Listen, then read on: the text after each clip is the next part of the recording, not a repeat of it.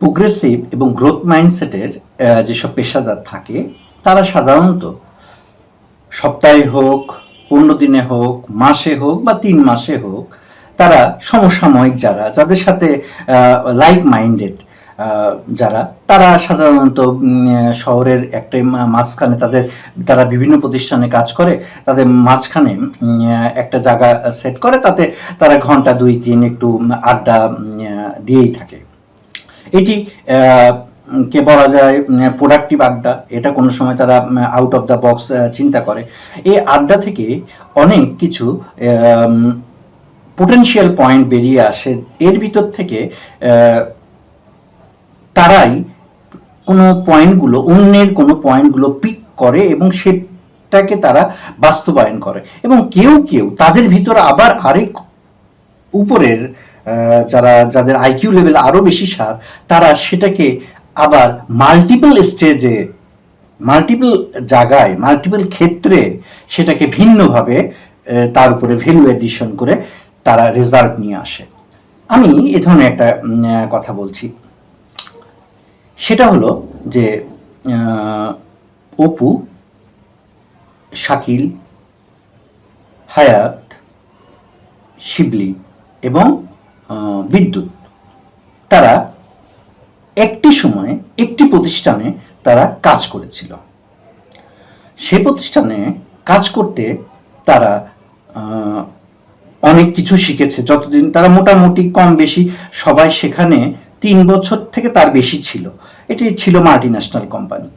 তারা ওই গ্রুপে যখন তারা পরবর্তীতে আড্ডার স্থলে তারা তাদের একটি টেকনিকটা ডিসক্রাইব করে।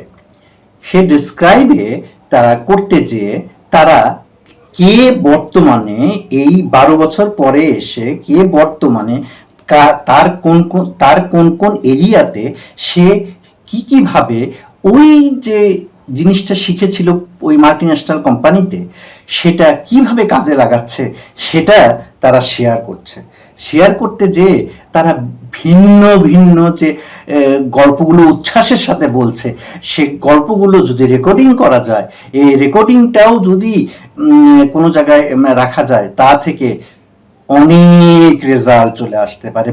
বিভিন্ন প্রতিষ্ঠানের প্রোডাক্টিভিটি 1% বা 0.5% করেও যদি বাড়ে, তাতেও অনেক ভ্যালু এডিশন। এই জন্যে এই ধরনের প্রোডাক্টিভ আড্ডাটা অত্যন্ত গুরুত্বপূর্ণ। যে কজনের কথা বললাম তারা ভিন্নভাবে তাদের প্রতিষ্ঠানে ওই আইডিয়াটা ইমপ্লিমেন্ট করেছে। তার ভিতর থেকে একজনেরটাই শুধু আমি বলি, নাম বলি না। আমি প্রথমে তো 4 জনের নাম বলেই নিলাম। একজন তার যে এরিয়াতে ইন্ডাস্ট্রিটা, সেই ইন্ডাস্ট্রিয়াল এরিয়াতে অনেক দূরবর্তী হওয়াতে তার লোক পেতে, রাইট ট্যালেন্ট পেতে তার অনেক সমস্যা হতো। সে যে আইডিয়াটা শিখেছিল একসাথে, সে আইডিয়াটাকে মডিফাই করে সে একটি কাজ করেছে। কি কাজ? সেই কাজটাই হলো এই গল্পটা। সে একজন জুনিয়র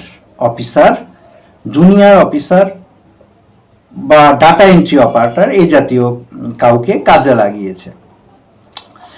লাগিয়ে যে কাজটি করেছে, যে সিভিগুলো তাদের কাছে পড়তো, এই সিভিগুলোর নিচে সাধারণত রেফারেন্স থাকে।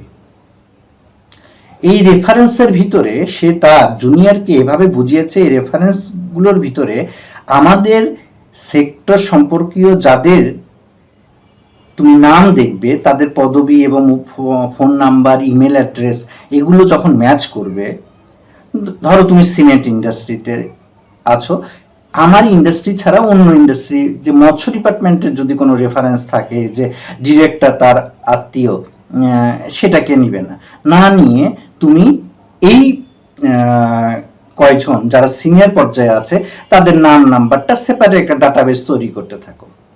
পরবর্তীতে সে কি কাজ করলো, এই ডাটাবেসে যখন 750 লোকের ডাটা তৈরি হয়ে গেল, একবার তার যখন দরকার পড়লো এবং সে অনেক দূরের এরিয়াতে সহজে লোকে যেতে চায় না, কিন্তু সে ওই ডাটাবেস থেকে খুঁজে পেল ৪৫ জনের নাম। সে নক করার পরে, প্রাথমিকভাবে কথা বলার পরে মাত্র ৬ জন রাজি হলো আসতে। ভাগ্যক্রমে ২ জন পোটেনশিয়াল তারা শেষমেশ রাজি হলো এই প্রতিষ্ঠানে ওই পদে জয়েন করতে। শেষে প্রতিষ্ঠানটি ১ নাম্বার যে চয়েসে ছিল তার সাথে নেগোসিয়েশন করে তাকে জয়েন করায়, এবং পরবর্তীতে এই ভদ্রলোক এই বিজনেসে একটি স্বল্প সময়, তার প্রভিশন পিরিয়ড কমপ্লিট হওয়ার আগেই বেশ ভালো পরিমাণ ভ্যালু অ্যাড করে।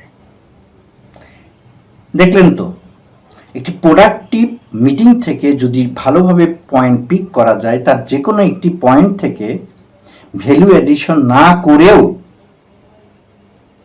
রেজাল্ট আনা সম্ভব। আবার ভ্যালু এডিশন করলে তাতে তো কথাই নেই।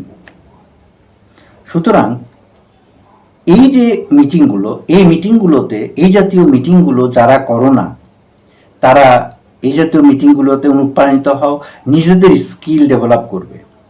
আর এই ধরনের মিটিংয়ে সাধারণত যেসব জিনিস আমার নলেজে আসবে, আমিও স্বাভাবিকভাবেই নৈতিকভাবে চেষ্টা করব কিভাবে তোমাদের মাঝে সেই জিনিসগুলো বিলি করিয়ে দেওয়া যায়। কারণ কোনটা থেকে তোমরা কোন পয়েন্টটা নিয়ে তাতে ভ্যালু এডিশন করে কে কি করতে পারো, তাতেই সাফল্য। আবার কেউ কিছু নাও করতে পারো, এটা শুধু ভিডিও আকারে টাইম পাসও একটা তোমারও হয়ে যেতে পারে। এটা নির্ভর করবে তোমার ভিতরে কি আছে তার উপরে। সুতরাং ভিতরে সবসময় প্রজ্বলিত থাকো, ভিতরটা থাকবে শিখা অনির্বাণ। ধন্যবাদ। সামনের দিনে চোখ রাখো।